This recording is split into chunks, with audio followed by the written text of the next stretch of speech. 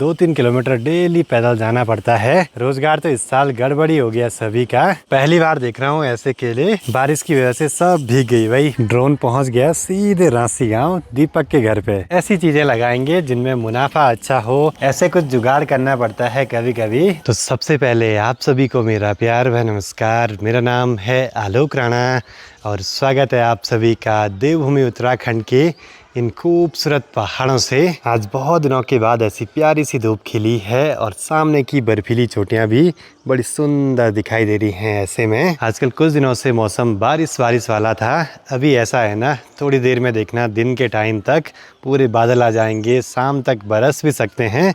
कुछ भी भरोसा नहीं आजकल मौसम का। बाकी सुबह सुबह ऊपर अपने गांव का माहौल कुछ ऐसा है। एक तरफ की सार में हरियाली बढ़ने लगी और दूसरी तरफ यहाँ सभी लोगों ने गेहूं की कटाई भी लगभग कंप्लीट कर ही ली।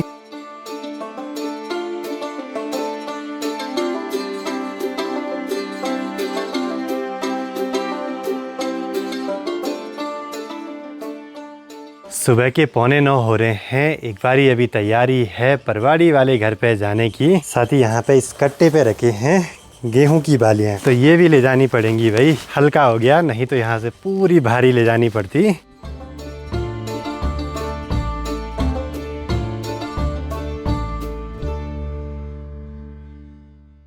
वैसे गांव से घोड़े खच्चर सभी चले जाते थे यात्रा वाले रूट पे आजकल, लेकिन सब यहीं लोकल में लगे हैं काम पे। इस साल सारा कुछ गड़बड़ हो गया, पता नहीं क्यों अजीब सा माहौल हो रहा है इस बारी। कल तो यहाँ पे बहुत बुरे हाल हो गए थे रोड के, लेकिन अच्छी बात ये रही कि सब कुछ सही हो गया। फिर चलो जी, पहुँच चुके हैं परवाड़ी वाले घर के पास में।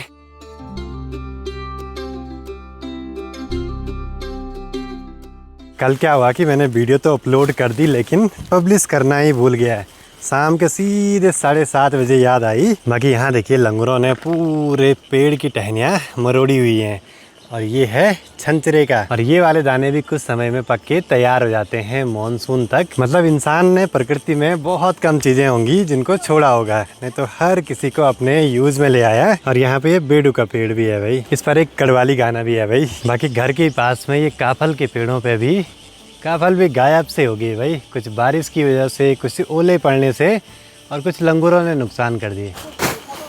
इस वाले घर से ठीक सामने दिखता है गुप्तकाशी मार्केट, लेकिन इस बारी पता नहीं क्या हो गया, चहल पहल जरा कम सी लग रही है। यात्री बहुत कम आ रहे हैं भाई। अब घर पे आने के बाद सबसे पहले जो भी ये गेहूं की बालियां हैं इनको सुखाने के लिए रखना है। बारिश की वजह से सब भीग गई भाई, पूरा सुखाना पड़ेगा अच्छे से। और आज भी मौसम का कोई भरोसा नहीं। और यहाँ तो जहाँ देखो वहाँ सिर्फ गेहूं ही गेहूं रखे हैं।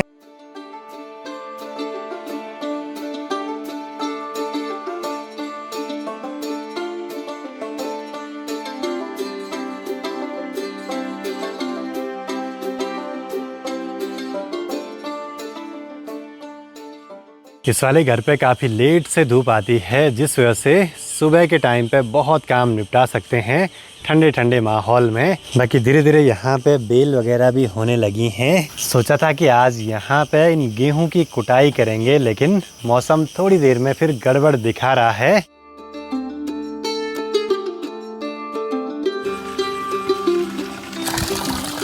धारे के आसपास की इस हरियाली को देख के लगता है कि जैसे मॉनसून का टाइम हो। और यहाँ तो आजकल हाथ पैर पे जोंक भी लग जाती हैं, क्योंकि 2-4 दिन की बारिश से उनको लग गया कि मॉनसून आ गया है। बाकी यहाँ से ठीक नीचे नदी की तरफ दिखाई दे रहे हैं घोड़े खच्चर। उन्होंने आजकल काम पे रहना था और सारे गाँव में ही है भाई। कोई कहीं काम पे लगे हैं, कोई चरने के लिए गए हैं। रोजगार तो इस साल गड़बड़ी हो गया सभी का।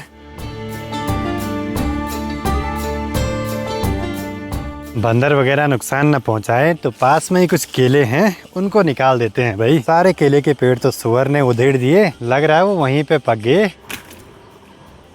ये देखो जी, मैं तो पहली बार देख रहा हूँ ऐसे केले जो कि पेड़ पे ही पक गए। और इनमें देखिए कुछ बंदर ने अभी अभी नुकसान करे हैं, सारे खा दिए भाई। वैसे अगर पहाड़ों में इन चीजों पे अच्छे से मेहनत करी जाए ना, तो केले तो यहाँ खूब होंगे। और कई सारे नई नई पौध आने लगी हैं फिर से यहाँ। और केले पकाने के लिए गाँव में अभी भी ज्यादातर लोग एक घास का प्रयोग करते हैं, बिन्नू उसको बोलते हैं।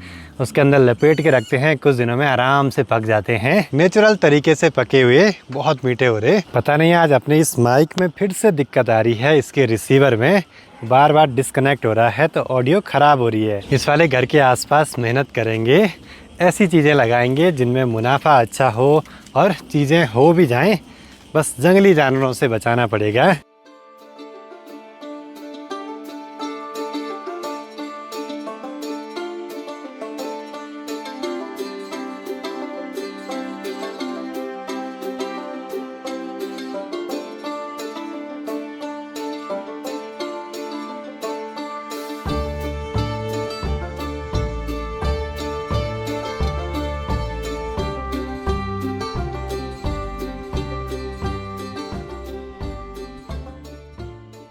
बाकी अभी माँ आई हैं इन खेतों में। यहाँ तो गेहूँ बिल्कुल हरे हरे से हैं भाई। सुअर ने यहाँ भी नुकसान कर दिया। पहले हमारा टोटल गेहूँ का बन जाए पूरा साल भर, मतलब कि पूरे साल भर के लिए घर में ही हो जाता था। और अब हाल कुछ ऐसे हैं भाई। अब ये समस्या सिर्फ हमारी ही नहीं बल्कि सबकी है। कई बार बोलता हूँ ना कि जंगल में आग मत लगाओ। सबसे बड़ा रीज़न आग लगाने से जैसे सियार वगैरह जल गए, उनके मरने से सूअरों की संख्या बढ़ गई। अब सूअर इंसानों की बस्ती में आके खेती बाड़ी में नुकसान करते हैं। तो ये होता है भाई, पूरी सर्कल ना एक जगह से कट होगी तो वो फिर दूसरी जगह तो जाएगा ही अपना पेट भरने। वैसे ना इनसे ऊमी वगैरह भी बनाते हैं कच्चे गेहूं से। खेतों में काम करते हुए थोड़ा सा कुछ भी मिल जाए खाने को, बहुत स्वादिष्ट होता है। मेहनत कितनी ज़्यादा लगती है ना काम करने में खेतों में, सिर्फ इतना ही फल मिला, सारा गुसड़ा कर दिया। गुसड़ा हो गया ज़्यादातर।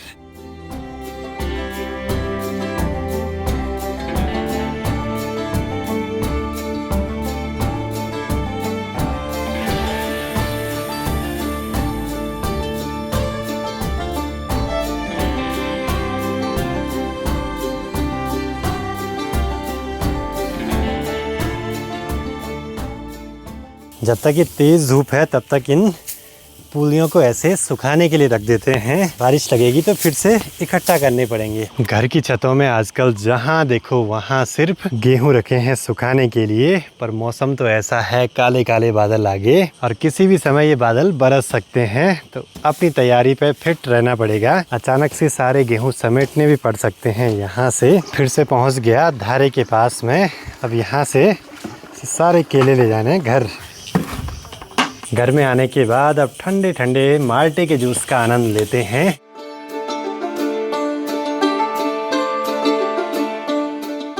एक बारी जरा यहाँ पे गेहूं की कुटाई कर देते हैं।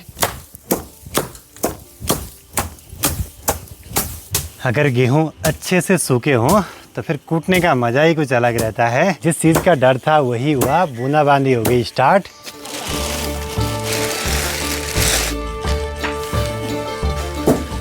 पूरे छत में गेहूं फैलाए हैं तो इनको समेटना पड़ेगा। ये है जी स्कूली बच्चे, ये सभी स्कूली बच्चे हैं पाली सरुणा गांव से, और उनको कम से कम 2-3 किलोमीटर डेली पैदल जाना पड़ता है। फटाफट ये सब समेटने पड़ेंगे यहाँ से। के भयंकर छाल उठे। हाँ ये सब छाल उठे। हवा तो हो नहीं रही तो पंखे का यूज करते हैं गेहूं वगैरह छानने के लिए। ऐसे कुछ जुगाड़ करना पड़ता है कभी कभी जब मौसम साथ न दे। पहले जब पंखा नहीं था ना तो कभी कभी चादर भी ऐसे हिलाया करते थे। थोड़ा सा काम किया और लाइट ही चली गई भाई। और यहाँ तो हम पे इन्वर्टर भी नहीं है तो लाइट का वेट करना पड़ेगा। मुश्किलें बहुत हैं भाई इस काम में भी, पर ये कि धीरे धीरे मेहनत रंग ला रही है। चाहे हाथों पे कितने भी छाले क्यों ना हो उठे हुए। ठीक ठाक बढ़िया।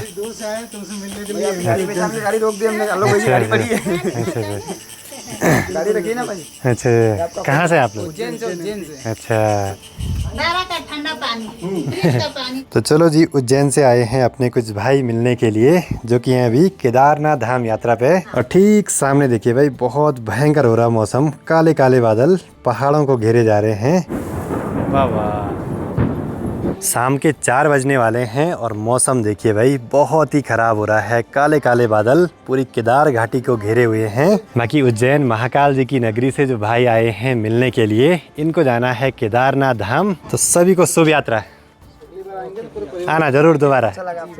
बढ़िया लगा आप सभी लोगों से मिलकर। चलो ठीक है भाई, हर हर महादेव। आराम से जाना है, ठीक है फिर मिलते हैं। कनेक्ट होना चाह रहा हूँ तो आपका नंबर दो। हाँ हाँ ले आराम से जाना है। यात्रियों के लिए बड़ी मुश्किलें हैं भाई, इतनी दूर दूर से लोग आ रहे हैं और ऐसे में मौसम गड़बड़ हो रहा है तो क्या ही बोलें।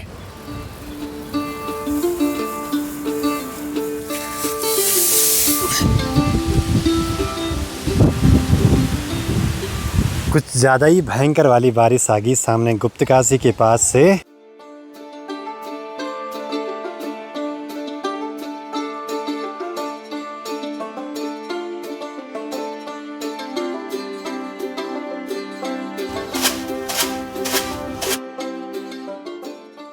अगर इस सामने की बारिश यहाँ आई ना तो बहुत तेज आएगी।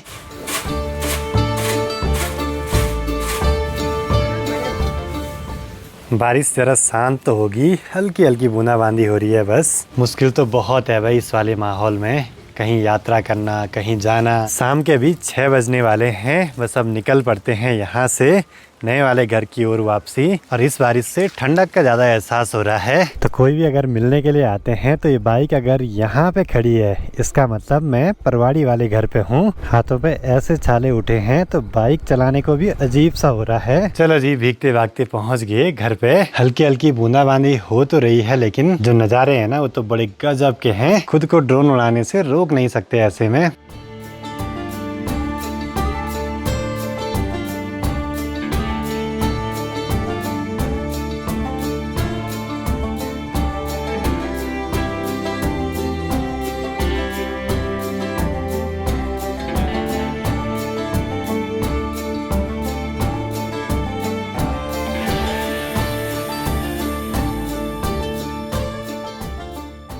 ड्रोन पहुंच गया सीधे रांसी गांव दीपक के घर पे, सीधे तरसाली खोला में।